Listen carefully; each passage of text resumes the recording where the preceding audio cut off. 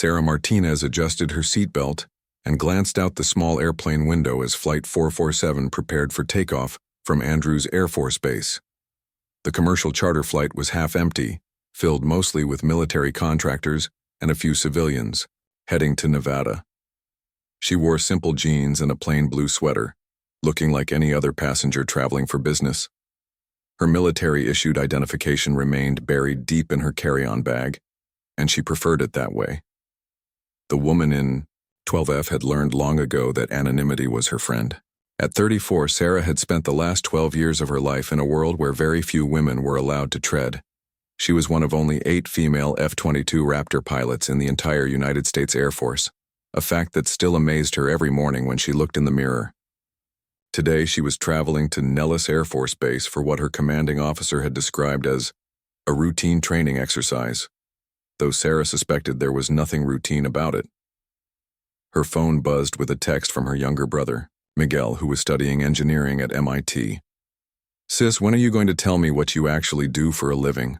Mom keeps bragging to the neighbors that you're a pilot, but she won't say what kind." Sarah smiled and typed back, "Just flying, around keeping the sky safe. Nothing too exciting." If only he knew that her office was the cockpit of the most advanced fighter jet ever built, capable of flying at twice the speed of sound while remaining virtually invisible to enemy radar.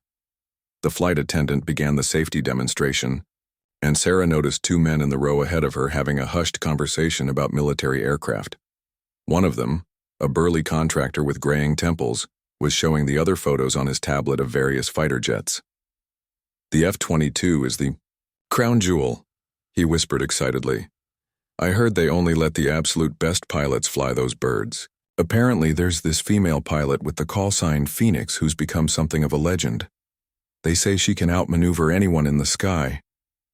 Sarah's heart skipped a beat. Phoenix was her call sign, earned during a particularly challenging training exercise 3 years ago, when she had managed to simulate shooting down 6 enemy aircraft, while her own plane was supposedly damaged and losing altitude. Her instructor had said she had risen from the ashes like the mythical bird, and the name stuck. She sank deeper into her seat, hoping the men wouldn't turn around and somehow recognize her, though she knew that was impossible. Her identity as Phoenix was classified at the highest levels. As the plane lifted off, Sarah reflected on how she had gotten to this point. Growing up in a small town in Texas, she had always been fascinated by planes. Her grandfather, a World War II bomber pilot, had filled her childhood with stories of aerial combat and the brotherhood of aviators. When she announced at age 17 that she wanted to become a fighter pilot, most people had laughed. The military had only recently opened combat roles to women, and the F-22 program was still considered an old boys' club, but Sarah had been determined. She graduated at the top of her class from the Air Force Academy, excelled in flight school, and pushed herself harder than any of her male counterparts. The training to become an F-22 pilot was brutal, with a washout rate of over 70%. Many nights she had collapsed into bed wondering if she was good enough, if she belonged in that elite world. The doubt had nearly broken her during the final phase of training, when a male instructor had openly questioned whether a woman had the physical and mental strength to handle the Raptor's extreme demands. That instructor had been proven wrong spectacularly.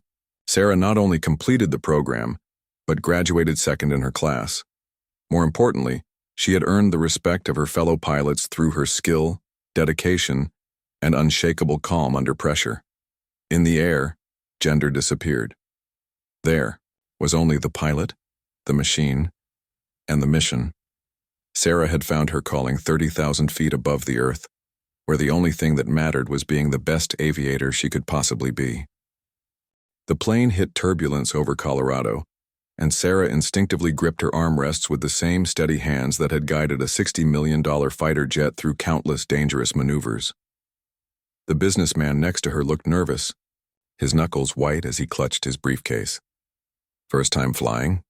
Sarah asked kindly, though she knew from experience that civilian turbulence was nothing compared to the G-forces she endured regularly in the cockpit of an F-22. "Not exactly," the man replied with a shaky laugh. "I'm just not used to these smaller planes. I work for a defense contractor, usually fly on bigger commercial jets." He introduced himself as Robert Chen, an engineer who designed avionics systems for military aircraft. "What do you do for work?" he asked, making conversation to distract himself from the bumpy ride. Sarah gave her standard civilian cover story. "I work for the government, mostly travel for training and meetings." It was technically true, though it barely scratched the surface of her reality. She couldn't tell him that yesterday she had been flying combat air patrol over restricted airspace, or that next week she would be participating in a joint exercise with Navy pilots that would test the absolute limits of her skills and her aircraft. Robert relaxed as they talked, and Sarah found herself genuinely enjoying the conversation. It was rare for her to interact with people outside the military world, and she had almost forgotten what it was like to have a normal social interaction. Robert told her about his work developing next-generation radar systems, and Sarah listened with genuine interest, though she probably knew more about radar technology than he realized. Her extensive training had covered every aspect of her aircraft systems, from the engines to the sophisticated electronic warfare capabilities. Their conversation was interrupted when the pilot's voice came over the intercom. "Ladies and gentlemen, we've just received word that we need to change our flight path slightly due to military exercises in the area. We may see some fighter jets conducting training operations, so don't be alarmed if you spot some aircraft outside your windows." Sarah's pulse quickened. She wondered if any of her squadron mates were involved in the exercises, and she felt a familiar itch to be up there with them instead of sitting passively in a passenger seat. Sure enough, about 10 minutes later, Robert pointed excitedly out his window. "Look, I think those are F-22s. Sarah leaned over to look, and her breath caught. 2 Raptors were flying in perfect formation about half a mile away, their angular stealth profiles unmistakable against the blue sky. She recognized the tail numbers immediately. They belonged to her own squadron. The lead aircraft was being flown by Captain Jake Viper Rodriguez, one of her closest friends and flying partners. The contractor in the row ahead of them was practically bouncing in his seat with excitement. "Those are the most advanced fighter jets in the world," he told his companion loudly. "Each one costs more than most people make in a lifetime. The pilots who fly those things are absolute elite. They call them the Knights of the Sky. I heard there's this one pilot, a woman with the call sign Phoenix, who's supposed to be one of the best. They say she's never lost a training engagement." Sarah felt heat rise in her cheeks. That last part wasn't entirely accurate. She had been shot down twice in training scenarios, both times by Viper, who was arguably the most skilled pilot in their squadron. But she had learned from those defeats and had never made the same mistakes again. That was the beauty of training exercises. They allowed pilots to push boundaries and learn from failures without the life or death consequences of real combat. As the F-22s disappeared from view, Sarah found herself missing the cockpit more than ever. Flying commercial felt like being a caged bird after experiencing the freedom and power of piloting a Raptor. Up there, she wasn't just Sarah Martinez from a small Texas town. She was Phoenix, a warrior of the sky, entrusted with defending her country's airspace with one of the most sophisticated weapon systems ever created. Down here, she was just another passenger on a bumpy flight, listening to strangers speculate about the life she actually lived. The flight was nearing Las Vegas when Sarah's secure phone vibrated with an emergency alert. She discreetly checked the message and her stomach dropped.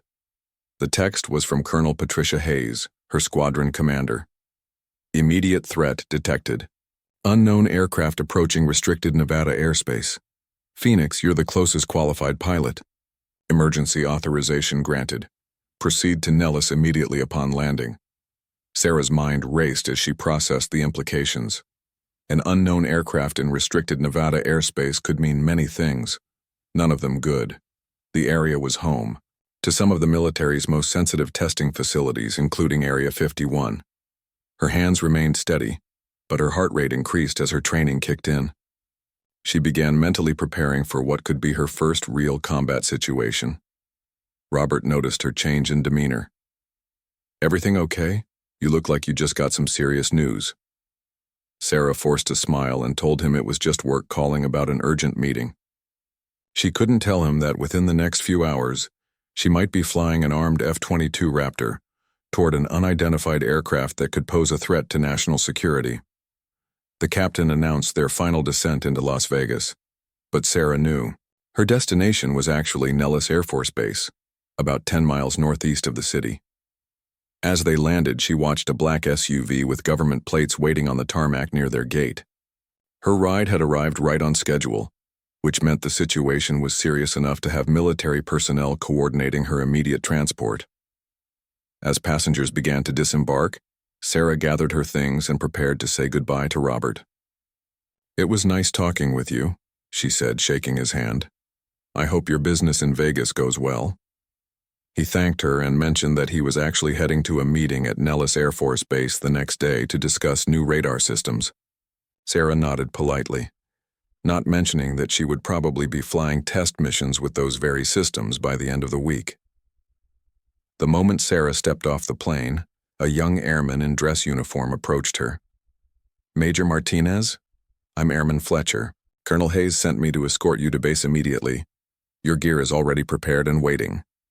Sarah followed him to the SUV, her civilian clothes feeling strange and inappropriate as she transitioned back into her military role.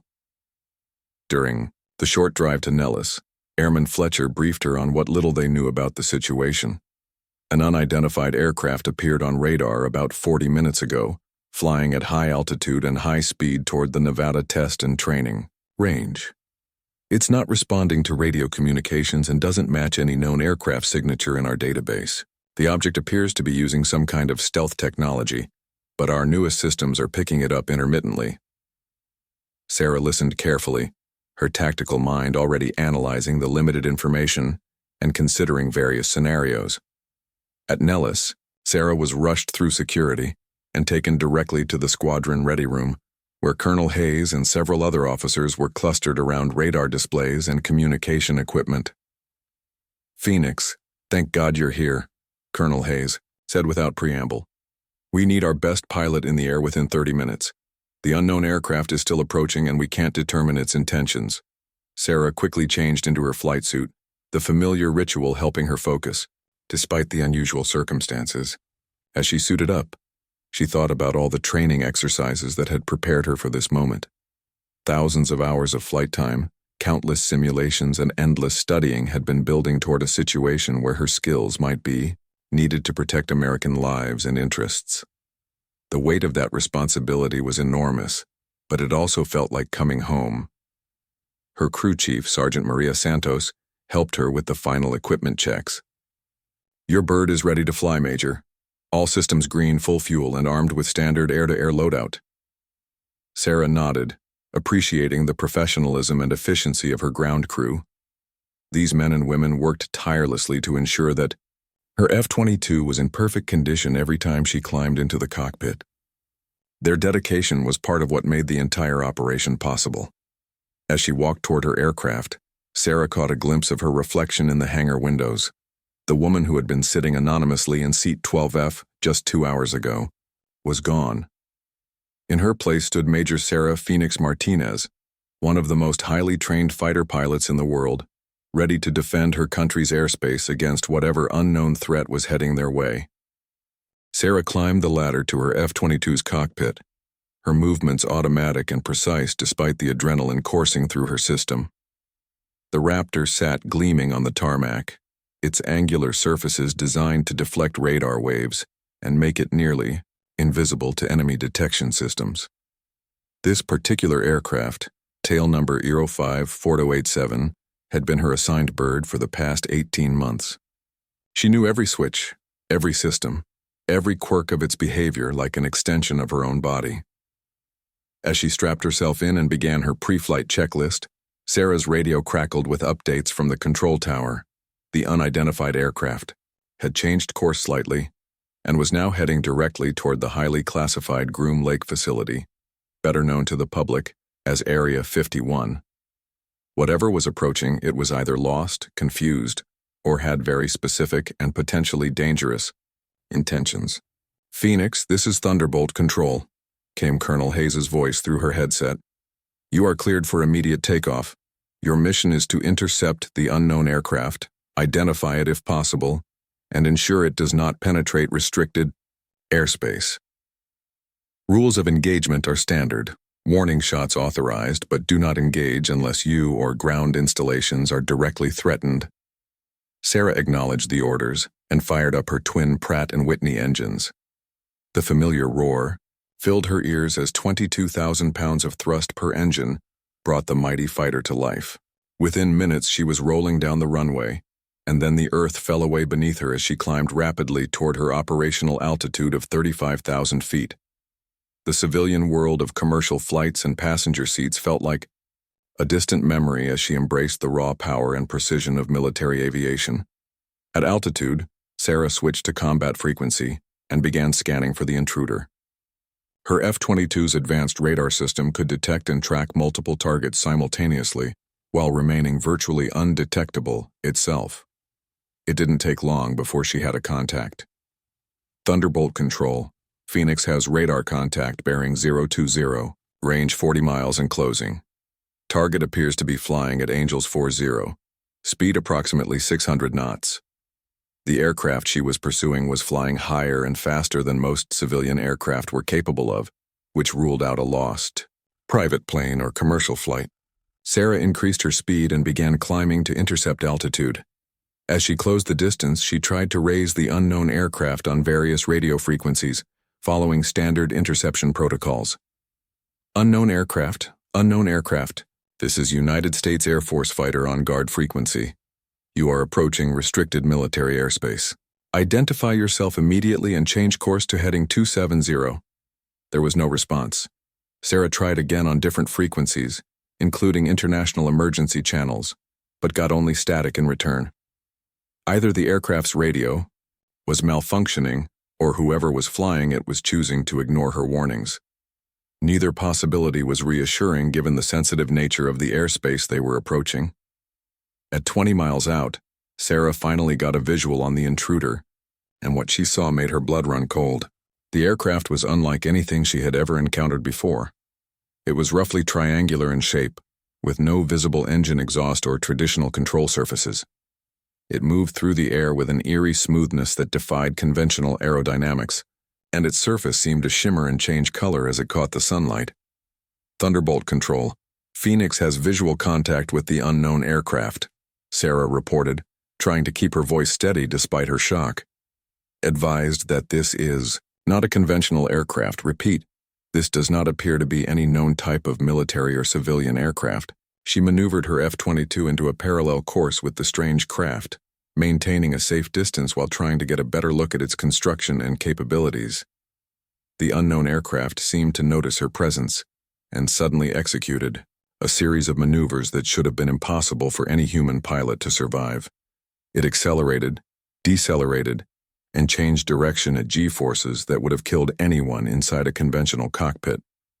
Sarah watched in amazement as it performed aerial acrobatics that defied her understanding of physics and aerodynamics. Despite her shock, Sarah's training took over.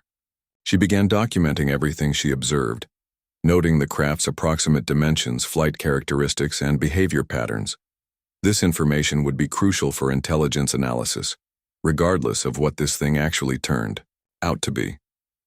As she maintained her intercept course, Sarah realized that she might be witnessing something that would change everything she thought she knew about aviation and technology. The strange aircraft suddenly stopped its impossible maneuvers and seemed to hover motionless in the air, waiting. Sarah felt a chill run down her spine as she realized that whatever intelligence was controlling this craft, it was now focused entirely on her.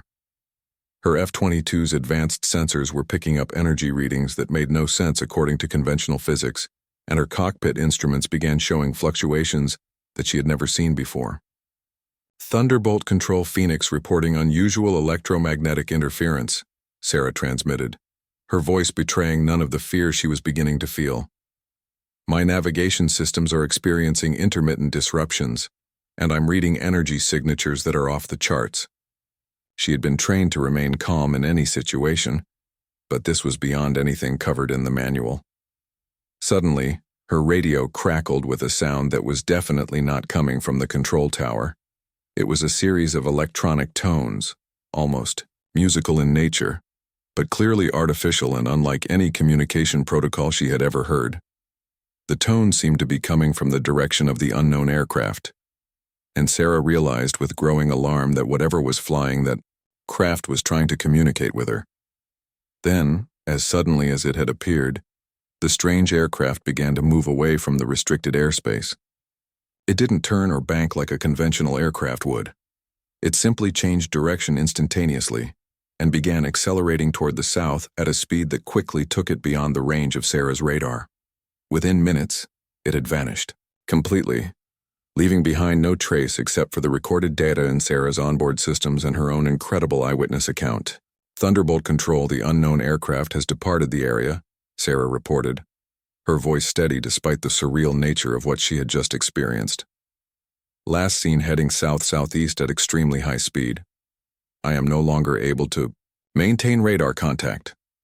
Colonel Hayes's voice came back immediately, ordering her to return to base for an immediate debriefing. As Sarah flew back toward Nellis, her mind raced with questions about what she had just witnessed. Her military training told her to stick to the facts and avoid speculation, but it was impossible not to wonder about the origins and intentions of the mysterious craft. Had she just encountered technology from another country that was far more advanced than anything in the American arsenal? Or was the explanation even more extraordinary than that? Landing back at Nellis, Sarah was immediately escorted to a secure briefing room where a team of intelligence officers, scientists, and high-ranking military officials was waiting for her. Colonel Hayes introduced her to Dr. Elena Vasquez, a physicist from the Air Force Research Laboratory, and General Robert Morrison, the base commander. "Major Martinez, we need you to tell us everything you observed, no matter how unusual it might seem," General Morrison said seriously. Sarah spent the next 4 hours providing a detailed account of her encounter, answering hundreds of questions about every aspect of the unknown aircraft's appearance and behavior. The scientists were particularly interested in the energy readings her instruments had recorded, and they took copies of all her sensor data for analysis.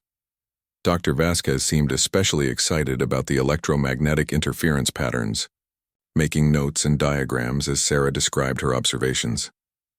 When the debriefing finally concluded, General Morrison pulled Sarah aside privately. "Major, what you experienced today is going to be classified at the highest levels. You cannot discuss this with anyone outside this room, not your family, not your fellow pilots, not anyone. The national security implications of this encounter are enormous, and we need time to analyze what happened and determine our response." As Sarah finally returned to her quarters late that evening, she felt emotionally drained by the day's extraordinary events. She had begun the morning as an anonymous passenger in seat 12F, listening to strangers discuss the legendary pilot Phoenix without knowing she was sitting right behind them. Now she was possibly the only military pilot in recent history to have had a close encounter with technology that defied conventional understanding. Her secure phone buzzed with a message from her brother Miguel. "Hope your boring government meeting went well today, sis." Sarah smiled sadly as she read it, knowing that she could never tell him about the most significant day of her military career. The woman who had earned the call sign Phoenix had just faced her greatest challenge yet, and she had handled it with the same courage and professionalism that had made her one of America's elite fighter pilots. 3 months after her extraordinary encounter, Sarah found herself once again aboard a commercial flight, this time heading home to Texas for her father's 60th birthday celebration. She had been granted a week of leave, her first real time off since the classified incident that had changed everything about her career and perspective on aviation. The Pentagon had reassigned her to a special projects division, where she now consulted on advanced aerospace technologies and unidentified aerial phenomena investigations. As she settled into her seat, coincidentally, 12F again, Sarah reflected on how much her life had changed since that fateful day. The encounter had remained classified, known only to a handful of high-ranking officials and scientists. She had been promoted to lieutenant colonel and given security clearances that opened doors to projects she had never imagined existed. The Air Force was quietly developing new protocols for dealing with unconventional aircraft, and her first-hand experience made her invaluable to these efforts. Her phone buzzed with a text from Dr. Vasquez, who had become something of a mentor and colleague in the months following the incident. "Sarah, Preliminary analysis of the energy signatures you recorded shows technology at least 50 years ahead of our current capabilities. Whatever you encountered that day represents a quantum leap in aerospace engineering. Your detailed observations may be the key to understanding propulsion systems that could revolutionize flight. The passenger next to her, an elderly gentleman reading a newspaper, glanced over as she smiled at her phone. "Good news?" he asked kindly. Sarah nodded and tucked her phone away, thinking about how impossible it would be to explain that she had potentially witnessed the future of aviation technology. The scientific community was quietly buzzing with theories about advanced propulsion systems, zero-point energy, and materials that could manipulate electromagnetic fields in ways previously thought impossible. During the flight, Sarah overheard familiar conversations from other passengers about military aviation and the mysterious pilot known as Phoenix. Her reputation had grown even more legendary in recent months, though for reasons the public would never know. The official reports classified her encounter as a successful interception of unauthorized aircraft in restricted airspace. But those few who knew the truth understood that she had handled humanity's first documented close encounter with technology that defied conventional physics. Colonel Hayes had visited her just last week with news that several other F-22 pilots had reported similar encounters over restricted airspace in different parts of the country. Sarah was being asked to help train a select group of pilots in protocols for these unusual situations. "You're not just Phoenix the fighter pilot anymore," Hayes had told her. "You're Phoenix the pioneer, leading us into a new era of aerospace defense." As the plane descended toward Dallas, Sarah thought about the conversation she would have with her family that evening. Her parents still believed she was just a regular Air Force pilot doing routine training exercises. Miguel continued to tease her about her boring government job, completely unaware that his sister had become one of the most important figures in a classified program that could reshape humanity's understanding of flight and technology. Dear Kiri, landing was smooth, and Sarah gathered her belongings with the same care she had always shown. But now she carried with her the weight of knowledge that extended far beyond conventional military aviation. She was no longer just defending American airspace against known threats. She was helping prepare for encounters with technology that challenged everything humanity thought it knew about the physics of flight. Walking through the terminal toward Yo, her family's waiting embrace, Sarah smiled as she thought about the journey that had brought her to this point. She had started as a small-town girl with big dreams of flying, had broken barriers to become one of the elite F-22 pilots, and had now encountered something that would influence the future of aviation for generations to come. The woman who had sat anonymously in seat 12F just a few months ago had become a bridge between the known and unknown, between current technology and possibilities that stretched far beyond the horizon. Her call sign Phoenix had originally referred to her ability to rise from challenging situations and emerge stronger than before. Now it carried an even deeper meaning. She had become the mythical bird that soared between worlds, carrying with her the secrets of flight technologies that could transform the very nature of how humanity moved through the skies. The adventure that had begun in seat 12F was far from over, and Sarah knew that her greatest flight still lay ahead in the vast unknown of advanced aerospace exploration.